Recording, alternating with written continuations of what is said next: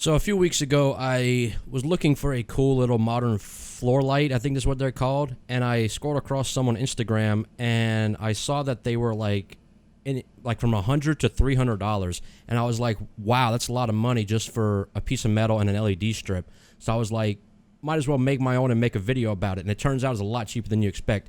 Hey, what's up? My name's Quibble, and I like to build stuff. Let's get right into it. All right, welcome everybody. This is the DIY addressable LED modern floor light. First off, we start off with a 1-inch piece of square tubing, cutting it to about a foot long. It all depends on how you want it. Everybody's different when it comes to measurements, but I settled on a foot long. Cut 2 pieces of those. We also have a piece of, I think it's 1/4-inch solid square tubing. You can get this at Home Depot for probably $20 for 8 feet. Both sticks, so that's probably $40 for 2 8-foot sticks. Make sure to lift every once in a while so you don't burn your disc, your chop saw disc. As you can see, it almost welded itself to it. Decided to 45 the angles at the end, so that way whenever you go to weld it, that the actual flush up mount, and it looks more seamless, should I say. It worked out a lot better in the end. Had to clean up the edges a little bit, take the galvanization off of it, take the paint off of it, so that way you can weld to it. You can't weld with paint on it, so there you go. The angles lined up pretty nice. Got a bit of a gap, but weld will fix that up, no problem. Welding it up right here. Not the best weld machine in the world, but may do what we got. It's really picky. You can't have any wind around it or it won't arc. It's really picky. Cleaning up the weld here. Square tubing is a bit overkill for what I did. You can probably use PVC pipe if you really want to, and just cut a hole in the middle of it and just stick it with it. And then now we're cleaning up the this is the actual top piece that the LED strip is gonna hold on to. So he kind of rounded it off a little bit so that way it's easier to weld to it. And that's us welding it, or him welding it. My dad, shout out to him, he's a good handyman. Cleaning up that weld a little bit because you don't want to paint it with a big glob of weld on it. So, yeah.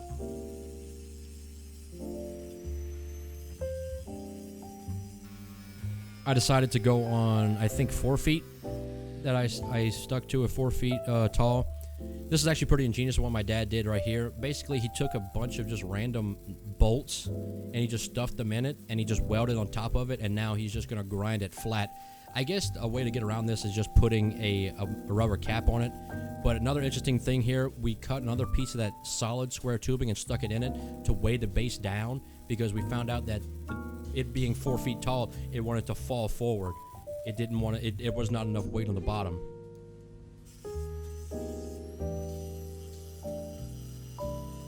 And this is us just grinding it down.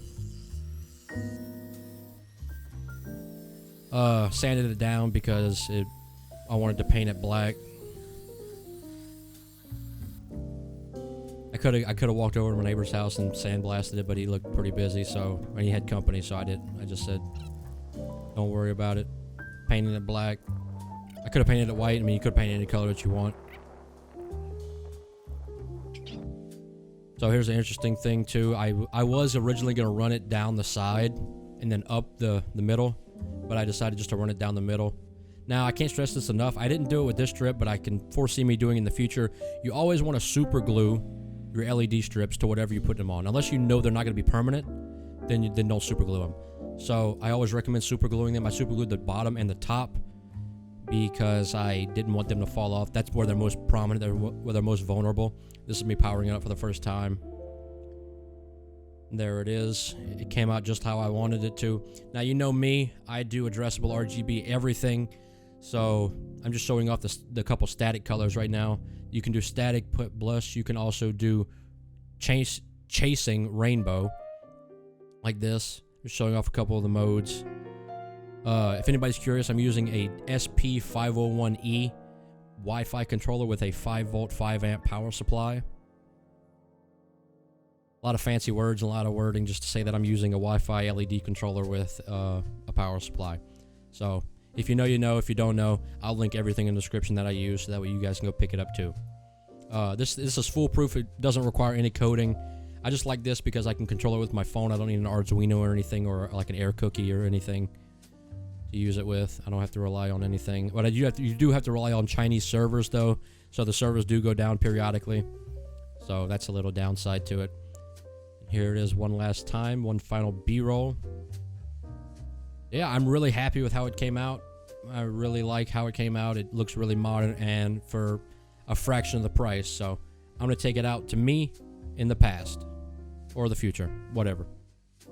So that's it. That's all it is to the DIY modern floor light. Hope you all enjoyed the video. Hope you all do it as well. Hope you all build it. If you do, tweet at me on Twitter at Jacob Biceps. That's JACOBICEPS. Jacob Biceps, 1B, one word. If you guys do it, obviously tweet at me. I did mess around with a little bit of battery powered stuff too. Didn't really like the way it came out. Obviously batteries, I don't really like worrying about batteries and charging them and stuff, so I just relied on the power supply, and I think it came out wonderful. I think it exceeded my expectations because I didn't have high hopes for it. I didn't think it would look that good. I mean, even though it was something so simple as this, I don't know why I just didn't think I could build it in my sleep. So anyway, so the ad I was talking about is called My Lamply. I'll put a picture up on the screen somewhere. It might be on this side of the lamp that I was talking about. It being like 150 bucks, ridiculously overpriced. I don't know why or who would buy something that pricey. There's even another one too. It looks so freaking bland that I kind of wanted to build it, but I kind of don't want to build it because it just looks so bland. It looks like there should be like a logo on the front of it. I'll put a picture up on the screen what I'm talking about. It just looks so bland. I don't know why someone would buy something like that when it looks modern. This is modern. This is not modern. This is just bland. So I don't know why anybody would buy that, but to each their own. If you like it, that's all that matters. Don't worry about anybody else's opinion. But anyway, like I said, addressable RGB, you know how I do. I gotta make everything addressable because I like having that flexibility. So if I just grab my phone real quick, I showed it in the video too. If I just open up Fairy Nest, that's the app I use. Floor light, I can just go ahead and change it to any pattern that I want. Really cool stuff. I can control it from anywhere I am. I can turn it off. Oops. I can turn it off, turn it back on. Really cool stuff. Really like the 501Es. I'll link down in the description everything I used, of course.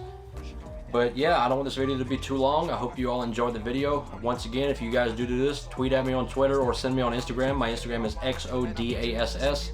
That's Exodus, XODASS. I'll leave everything down in the description. But until next time, guys, my name is Quibble, and I'll see you on the next video. God bless. Have a great day. I'll see you all later. With the money, that's a hundo. KMD, that's the huncho.